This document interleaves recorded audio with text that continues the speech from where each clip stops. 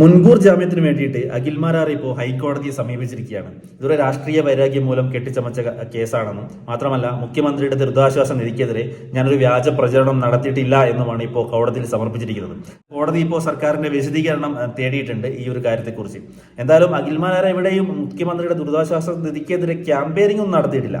പക്ഷേ ഡയറക്റ്റ് ആയിട്ട് അല്ലെങ്കിലും ഇൻഡയറക്റ്റ് ആയിട്ട് പുള്ളി പറഞ്ഞിരിക്കുന്നത് ഈ ഒരു കാര്യം തന്നെയാണ്. കാരണം മുഖ്യമന്ത്രിയുടെ ദുരിതാശ്വാസ നിധിയിലേക്ക് പൈസ അയച്ചാൽ അർഹതപ്പെട്ടവരിലേക്ക് അത് എത്തുന്നില്ല എന്ന് തന്നെയാണ് പുള്ളിക്കാരൻ ഇൻഡയറക്റ്റ് ആയിട്ട് പറഞ്ഞിരിക്കുന്നത്.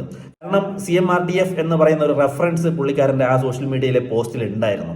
പുള്ളിക്കാരൻ ഡയറക്റ്റ് ആയിട്ട് വന്നിട്ട് വയനാട്ടിൽ ദുരിതാനുഭവിക്കുന്നവർക്ക് 3 വീട് വെച്ച് കൊടുക്കാൻ ഞാൻ ആഗ്രഹിക്കുന്നു എന്ന് പറഞ്ഞാൽ അത് അവിടെ തെറ്റില്ല.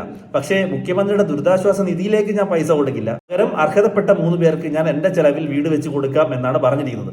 ഒരു കാര്യമില്ലാതെ കേസ് രജിസ്റ്റർ ചെയ്യാൻ മാത്രം മണ്ടന്മാരൊന്നല്ല നമ്മുടെ നാട്ടിലെ ഉദ്യോഗസ്ഥര്. എന്തായാലും ഇപ്പൊ അറസ്റ്റ് ചെയ്യുമെന്നുള്ള ഒരു ഭയം കൊണ്ടായിരിക്കാം ഹൈക്കോടതിയെ സമീപിച്ചത്.